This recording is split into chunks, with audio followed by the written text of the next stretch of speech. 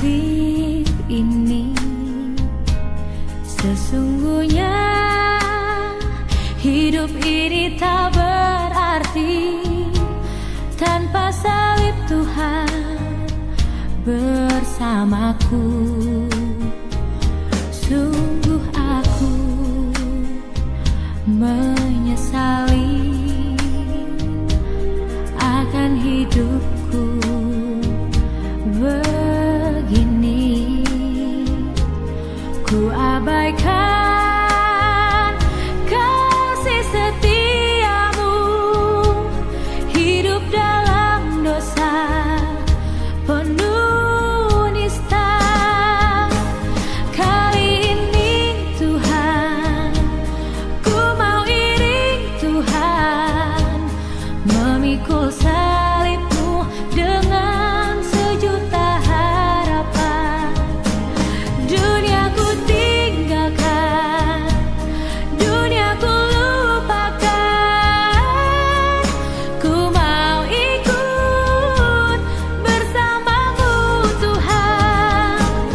Kali ini Tuhan, ku mau iring Tuhan, memikul salibmu dengan sejuta harapan.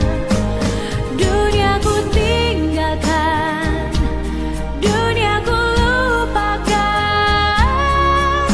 ku mau ikut bersamamu Tuhan. Saudara-saudaraku yang terkasih, menjua-jua selamat pagi kepada kita semua. Sebelum kita mendengarkan sapaan firman Tuhan pada pagi hari ini, marilah kita satu di dalam doa. Kita berdoa. Terima kasih Tuhan atas nafas kehidupan yang masih Tuhan berikan kepada kami. Terima kasih karena Tuhan masih memperkenankan kami menikmati kebaikan Tuhan dalam hidup kami. Walau bagaimanapun singkatnya hidup di dunia ini, kami rindu mendengarkan sapaan Tuhan agar kami menjadi bijaksana menjalani hari-hari kehidupan kami. Berfirmanlah Tuhan, karena kami siap mendengarkan sapaan Tuhan. Dalam nama Yesus Kristus Tuhan kami, dengarkan kiranya doa kami ini. Amin.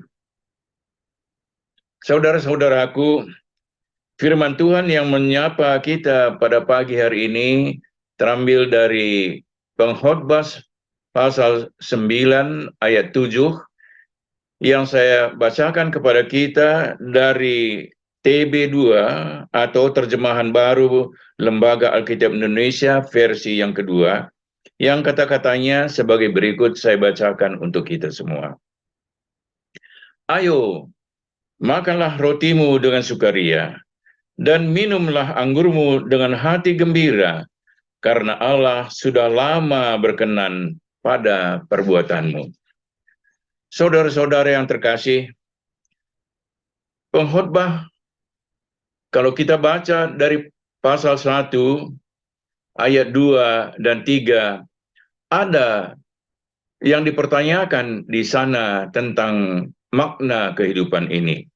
Dipertanyakan sebagai berikut.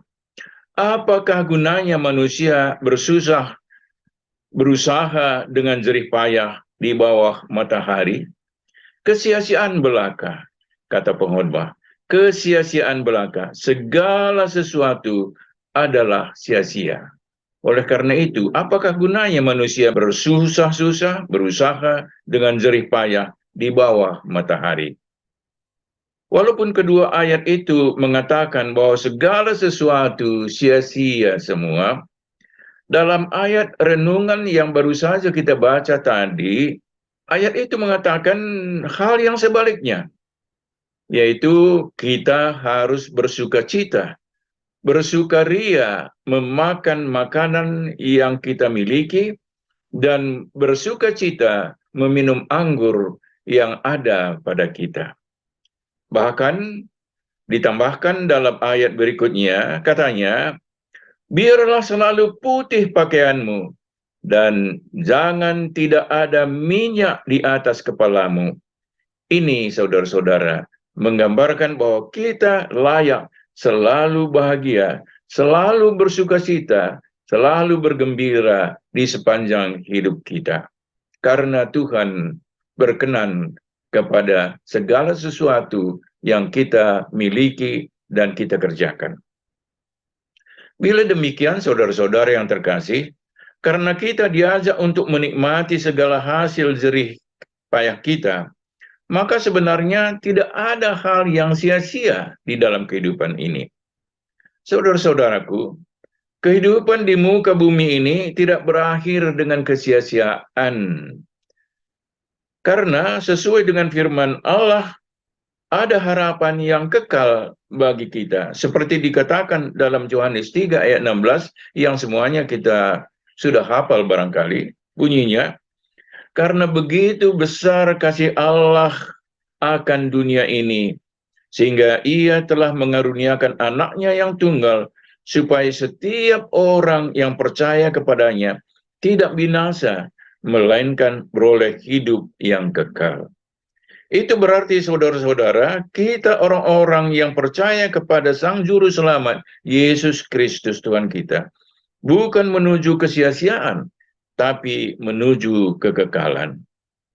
Sekali lagi, mari kita dengarkan kembali bunyi pengkhotbah 9 ayat 7 tadi. Katanya, saya ulang membacakannya. Ayo, makanlah rotimu dengan sukaria, dan minumlah anggurmu dengan hati gembira, karena Allah sudah lama berkenan pada perbuatanmu.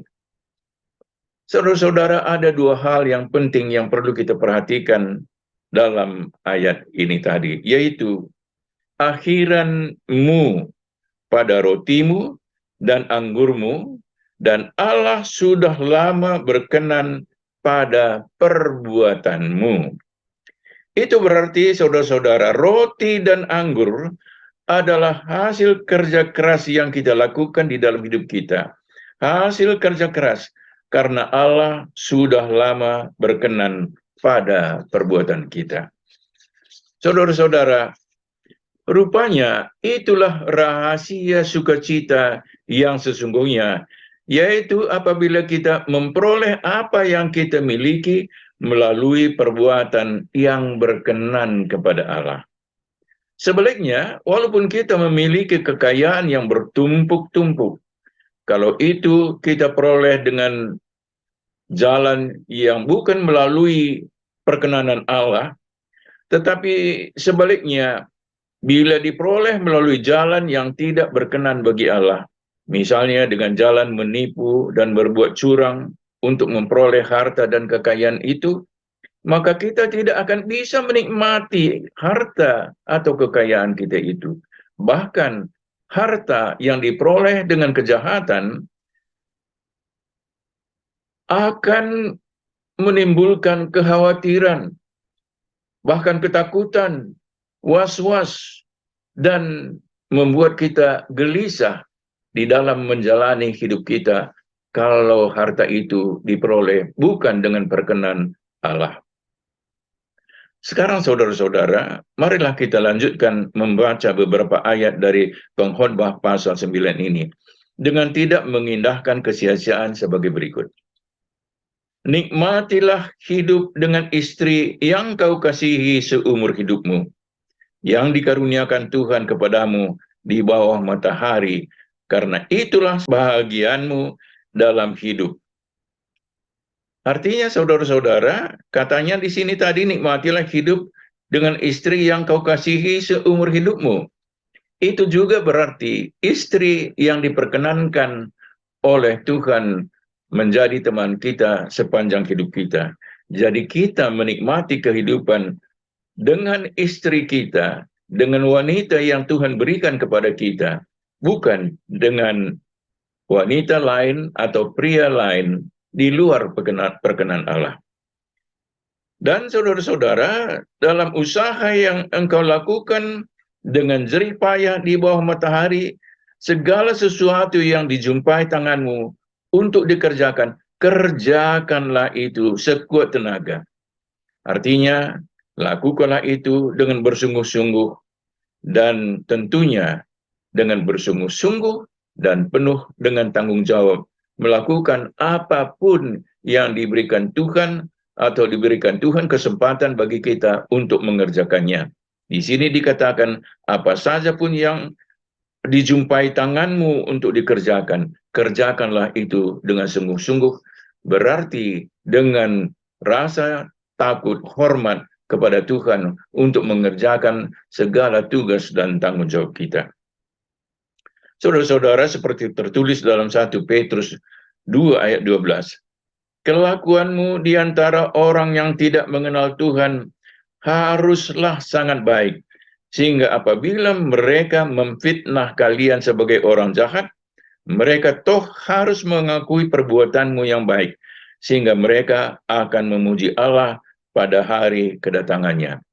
Ini saya kutip dari Alkitab Bahasa Indonesia Masa Kini, yaitu dari 1 Petrus 2 ayat 12. Oleh karena itu, saudara-saudara yang saya hormati, marilah kita memperhatikan dan mematuhi firman Tuhan ini dalam hidup kita dan kegiatan kita sepanjang hari ini. Dan akhirnya saya akan membacakan sekali lagi ayat yang sudah kita dengar tadi, yaitu dari Pengkhotbah 9 ayat 7 tadi. Dan marilah kita mendengar dan melaksanakan apa yang diperintahkan oleh Tuhan ini, atau apa yang diperkenankan Tuhan bagi kita. Yang katanya tadi, ayo, makanlah rotimu dengan sukaria, dan minumlah anggurmu dengan hati gembira, karena Allah sudah lama berkenan pada perbuatanmu. Marilah kita bersukacita, bergembira di dalam kehidupan kita, menikmati apa yang dianugerahkan Tuhan kepada kita. Amin. Mari kita berdoa. Terima kasih Tuhan untuk firman-Mu yang baru saja kami dengar. Mampukan kami untuk secara bersungguh-sungguh melaksanakannya dalam hidup kami.